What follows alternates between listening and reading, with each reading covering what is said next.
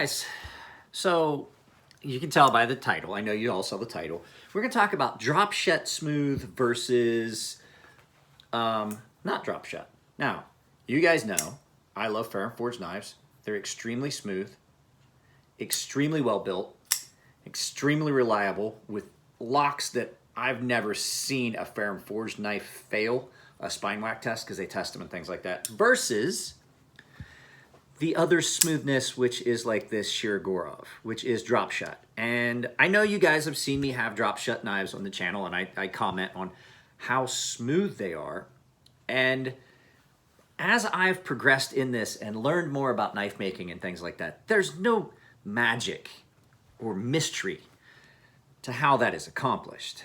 Because all of the ones that I get that are like, oh, they fall shut. Well, there's a flip side to that. This knife is dangerous. This knife is sharp. It's S90V with my edge on it. It is ridiculously sharp. And so a knife like that, it's really easy to get your fingers in the travel of that blade and just guillotine your finger. They call them finger guillotines. It's not a joke. Now, I get it. Some people like that. But let me explain to you why I have kind of changed. Now that I've sharpened a bunch of knives, thousands of more knives than I did when I was just doing it with no YouTube channel and things like that. Literally thousands more knives in the last 3 years. If you're dealing with something that is that sharp and it has a good heavy blade and it drops shut like that, don't get me wrong, the action on this is immaculate. But I'm going to tell you what does that. It has nothing to do with the pivot, the bearings, it has a little bit to do with the detent. It's 100% the lock bar. That lock bar has almost no pressure on it. It is a tiny amount of pressure. Now I get it, some people like that. And so with that being said, you have to accomplish something. See how that cuts in and goes way over? You got to make sure that knife's not going to fail. A knife with weak lock bar tension, depending on the radius it's used, is more prone to lock failure. So everybody's like, well, you know, it's super smooth, it's fall shut action. The only thing they did was they used a fairly large, and all of them that I see that have that action, fairly large detent ball that allows you to get it down in there deep so you have more to overcome to swing the blade open, and very weak lock bar tension. The Ariuses, the Koenig Ariuses, I don't like the design, but I like the blade, but you can see that those are smooth. Koenig Arius, very weak lock bar tension. Shirogorovs that fall shut, very weak lock bar tension. The Grimsmo Norseman, very soft lock bar tension. So you're accomplishing in that by weakening your lock bar tension. Now, Fair and Forged knife, smooth. The action on it, it's not fall shut. You know why? If you look how much lock bar tension is on this, it takes a significant amount more thumb pressure to overcome that lock. That's where that all comes from. It's not a mystery. It has nothing to do with the pivot. It has nothing to do with their bearings. It doesn't matter whether you're using bearings, any of that, as long as you're not over tightening them. It has nothing to do with the way the pockets are milled, none of that, because as they break in, you're gonna break that in the same. It's 100% lock bar tension, and a little bit to do with the size of the detent ball. Now, my second problem with this is there's a lot of these knives. This knife does not have a ramp really. See this? When I overcome that lock bar, you have a hard time forcing that past. This one's, I've had this knife a lot longer. It's a lot smoother. She's getting close to like being in the fall shut, but that's a safety. And having that not slam shut on your fingers is a good thing. Now, I'm not saying that if you don't, that if you like that action, that there's anything wrong with that. No, there's all kinds of knives out there for all kinds of people, but there seems to be this misconception that that fall shut is, oh, it's so hard to do and it's hard to accomplish and things like that. This knife does not fall shut. I wouldn't want it to. But that misconception is that there's so much that goes into thinking about how a knife is made to fall shut. It's really not. The pockets are set. The detent is set. and then the lock bar is not as stiff. If I was to take this knife apart and retension that lock bar, you would wind up with the same action on it that you get out of this Mordax. It is smooth. There are no catches. There is no grit. It's every bit as smooth in feel as this is. There's just a little bit more lock bar tension, and what that is the detent ball is making tighter contact with that blade and pinching it in a little tighter and adding just enough friction. You got a knife that deploys, but even if your lock happens to go, it's hard to get it past. But it'll drop with the slightest bit of a jiggle. Now, I personally like both. As long as it's done in a fashion where there's some there is no catch on this. Once that detent ball clears, once that lock clears, the detent ball does nothing to stop it. I don't like not being given a second chance.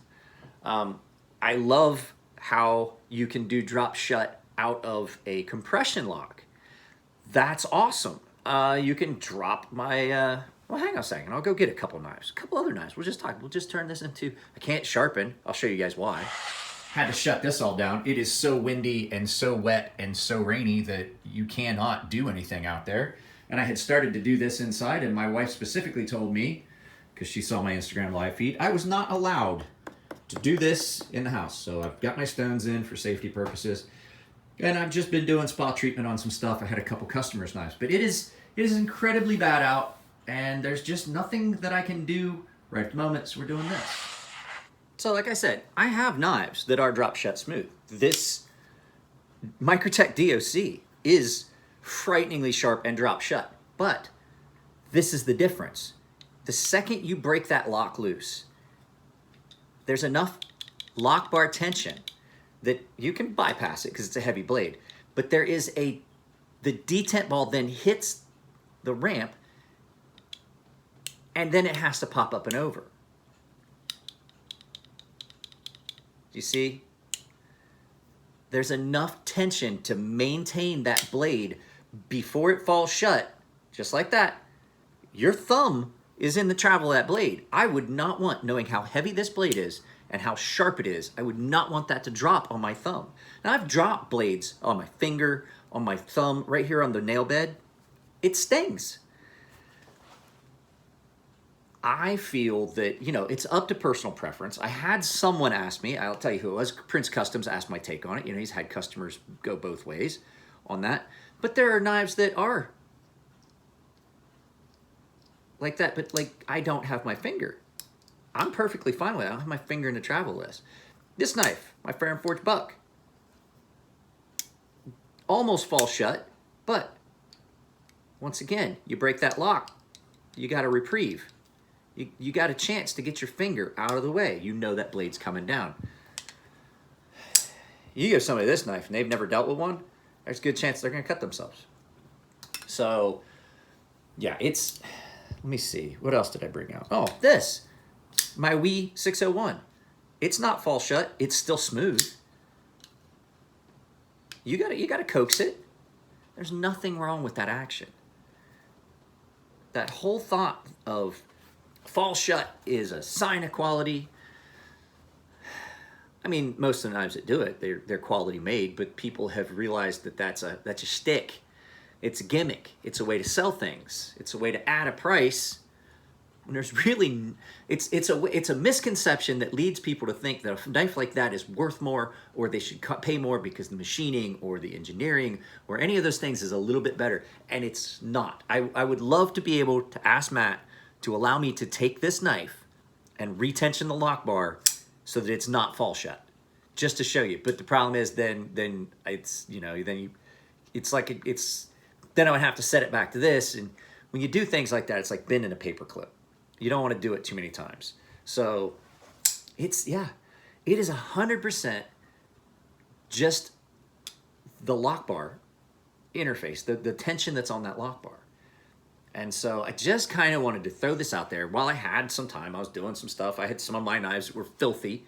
So I decided to clean them up. I had some other customers' knives that needed a little bit of cleanup. And I thought, you know, this would be a good way to just talk about something that, like, I don't like the misconceptions. You guys, the big thing is, you guys should not be paid. I would not pay, knowing now what I know, I would not pay what I had paid for other knives. I would never pay running prices for a Shirogorov. Are they nice knives? Yes. Would I like to have one? Yeah. Are they worth, in my opinion, are they worth what they're charging for them? No. The cost-benefit analysis, is this knife going to work? Is this expensive knife going to work any more or any better than this much cheaper budget style knife? If it's done well, no. I like this knife more than some of the $7,000, $8,000, $9,000, $900,000 knives that come into my house. It's just a matter of misconceptions that lead to thinking that something's quality. And it can go to other things too. I think I've talked about it. There are some knives out there that are super, super light. And when you pick them up, you know that that there was a lot of work that went into it. I don't have one. I wish I did. You go to knife shows and you'll go to these tables, and guys that have been in knife shows can tell you, there is a association with heft, a certain heft and weight of something that can be misleading as far as quality. And I'm saying this because this knife has some heft and some weight to it. But there's some tables you go to at knife shows, you pick that knife up and you're like, is it plastic? What the fuck is this? This doesn't register. The weight balance feels off. The blade might feel way too heavy up forward. And you immediately associate that lightness, that weakness almost, with lack of quality. It's not true. There was a lot of work that went into that. It's a misconception. Same thing with the fall shut, that it leads you to think that there was so much more that went into it than really did. And I know I'm on a rant, but it's just one of those things that I don't understand sometimes. And then I think about it, like, I'm like, oh, how do people fall for this? How do people get like into that mindset? And I remember I've been working in the knife industry now for 2 years, and I've learned so much in those 2 years. Going back and watching some of my old videos, I watched some of my videos from my first year, and I'm like, wow, I didn't know a fucking thing. And now here I am 2-3 years later on the YouTube channel, and 2 years now working basically full-time doing knife stuff, sharpening, refinishing, making knives. And I look at how my videos, the information that's in my videos, and the things that I know now that I didn't know then. And I get it. I have to think back. Think back to what I knew then versus what I know now. So just a quick fun video. Hope you guys enjoy it. I'm going to try and get it up. It's too late for a 1 p.m. So this is probably going to be a 5 p.m. premiere. I may go to my daughter's ice skating today. I don't know yet. So I may or may not be in the premiere when I load this video up. But guys, there's some stuff here that needs to go out. I've got some customer stuff that I'm going to pack up tomorrow and mail. There's probably, based on this weather, not going to be a lot of work get done. So I would tell you now, if you have things at my house, be patient. There are limitations of what I can do. It's not like I can drag my stones up to Ellie's shop. Every time I've ever drug all of my sharpening stuff anywhere, something gets broken. I just know that. So sharpening only gets done here. So, I mean, no different than UPS, USPS. Things get delayed because of weather. So, and it's bad. They're closing schools. I just got a notification a little bit ago. They are closing schools due to flooding. So I'm trying to keep an ear open for them to say that they're going to send my daughter home early. So, but yeah, guys, that's it. It's just one of those fun days that I thought I'd do a quick video. Let's see how this comes out. If you guys got any questions, comments about it, let me know. Let me know your take on it. Do you guys like fall shut, or do you like something that's got a little bit more, you know, like this knife? Like I said, incredibly smooth. You can't feel anything. It's like a Sebenza almost, that hydraulic action you get. As a matter of fact, I think this is actually smoother. It runs on bearings, but you get that smoothness. There is no, you don't feel anything in this. So it's every bit as smooth. Do you guys like that kind of action, or do you guys like the fall shut style, like Grimsmo and Shirogorov and things like that? So just let me know. Just curious. I like to hear you guys' take on stuff. If you like the videos, please give me a thumbs up. If you don't like it, give a thumbs down, but tell me why.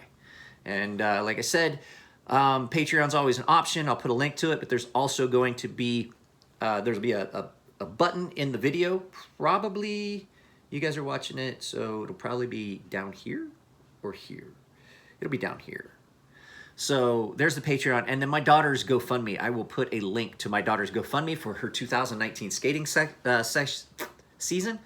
Up, Jeremy Morris donated $1,000. So I would like to publicly thank Mr. Morris, and everybody else that's donated is getting thank yous, but you know, $1,000 from Jeremy Morris and his wife. So you guys take it easy, and I'll see you next time.